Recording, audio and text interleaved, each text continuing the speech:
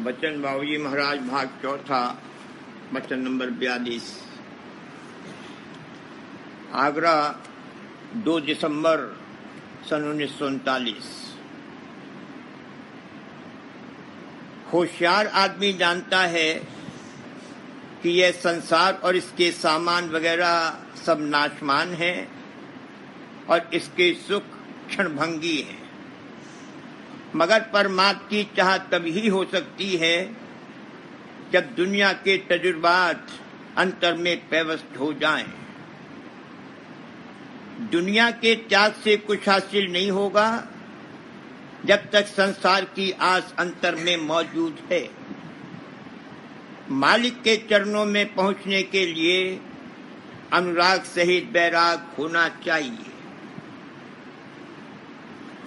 जो होशियार और बेदार मग्न है उसको मालूम होगा कि ये जगत नाशमान है।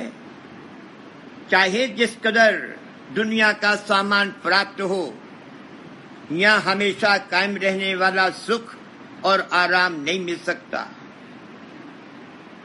जिसको यहाँ सुख और आराम मानते हैं वो असलियत में सुख और आराम तो है नहीं, मगर जो कुछ भी है वह भी क्षणभंगी है, जरा जरा देर में विनष्टा रहता है। यहाँ का धन दौलत, हुकूमत, इख्तियार वगैरह किसी पर भी भरोसा और एतबार नहीं किया जा सकता।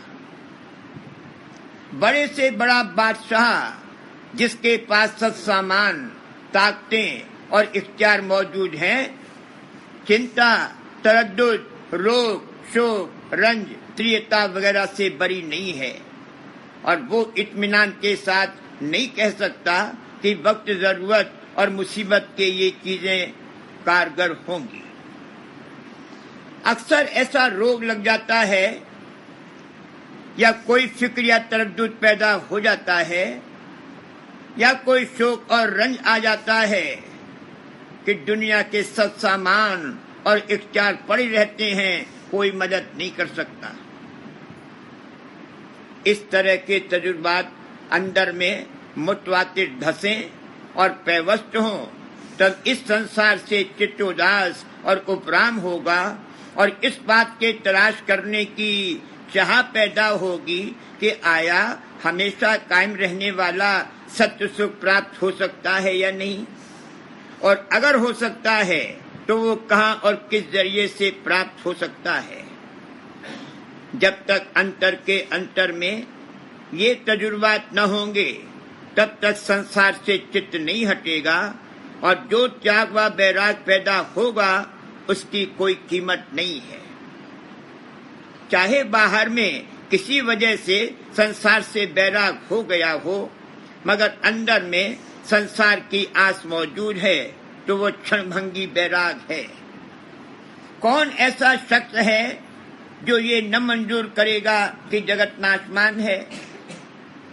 रोज बल्कि दम दम और कदम कदम पर देखता है कि यहाँ हर एक चीज विनस रही है और कोई चीज स्थिर और नित्य नहीं है, और दुखी होने को तो सारा संसार दुखी है, मगर परमार्थ और मालिक से किसी को मतलब नहीं।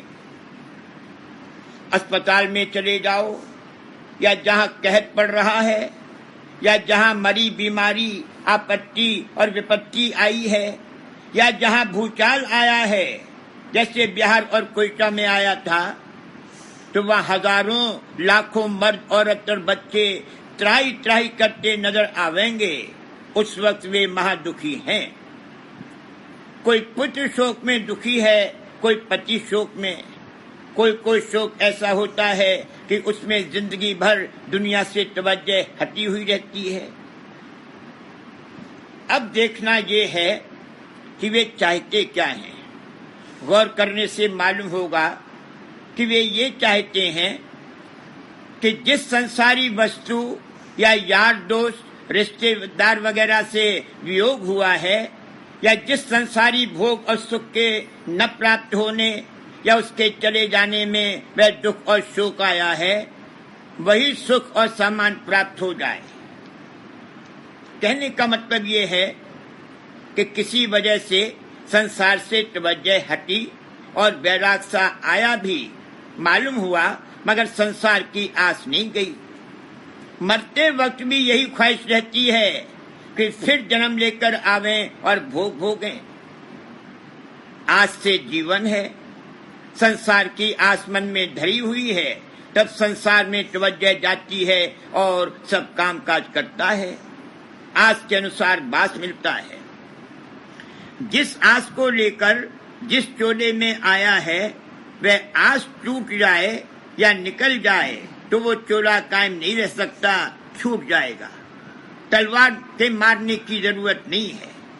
अगर किसी तरकीब से ऐसी हालत पैदा की जा सके कि दुनिया में किसी चीज में भी तवज्जो न जाए और शौक न आवे, तो आप ही आप मर जाएगा। इसलिए कहा है कि खाली त्याग और बैराग की कोई महिमा नहीं है। अनुराग सहित बैराग हो तो फायदेमंद है। अगर मालिक के चरणों में राग और तवज्जो न आई तो हकीकत में संसार से बेतवज्जगी और बैराग हुआ ही नहीं। मालिक के चरणों के राग और अनुराग से जो बैराग उत्पन्न होगा, उसकी महिमा और कदर और कीमत है। एक जगह से तवज्जो हटाने के लिए किसी दूसरी जगह तवज्जो लगानी पड़ेगी। संसार की वृद्धि की आशा लेकर संसार से तवज्जो हटना और बैराग होना भ्रष्ट और बेकार है। त्याग और बैराग जैसा कि ऊपर कहा है, उसी का नाम है जो मालिक के अनुराग के फलस्वरूप में हो। तवज्जो और चित्त ही बढ़ते बढ़ते इश्क और प्रेम के दर्जे पर पहुंच जाता है। यहाँ भी जिस चीज या जानदार में जिस कदर तवज्जो जाती है, उसी कदर उसमें प्यार और प्रीत है। मगर यहाँ तन अभिमान और मन अभिमान की प्रीत और प्यार है। तन और मन के अलावा कोई जौहर है जो तवज्जो का अथाह समुद्र है। वो जब जागेगा तब प्रेम और इश्क पैदा होगा और तब ये मालिक से मिलेगा। यह भी प्रेम रूप है और मालिक भी प्रेम रूप है। मालिक की तरह ये भी समर्थ और शक्तिमान है, मगर इस वक्त वो शक्ति सोई हुई पड़ी है। उसकी इस वक्त खबर भी नहीं है। उसी को जगाने का नाम परमार्थ है।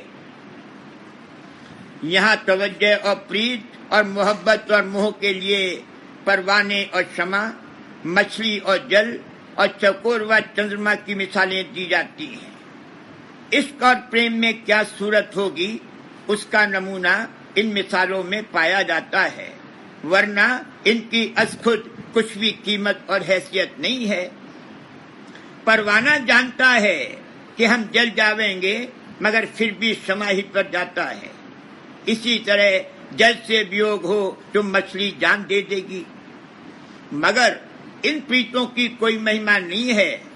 परवाने और मछली के पास तवज्जो और चित्त की पूंजी ही कितनी है। मछली के जिस्म की बनावट ऐसी बन गई है कि वो बिना पानी के नहीं रह सकती, वरना उसके पास प्रीत करने की कुछ भी पूंजी नहीं है। कुत्ता और घोड़ा वफादारी में अपनी जान दे देते हैं, मगर जानवर की वफादारी और इंसान की वफादारी एक नहीं है। इंसान के पास चित्त यानी चैतन्यता की पूंजी बहुत ज्यादा है।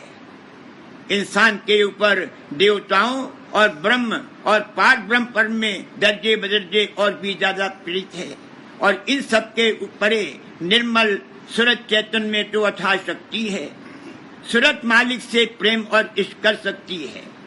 उस सूरत की शक्ति को जगाना परम कर्तव्य और परमार्थ है।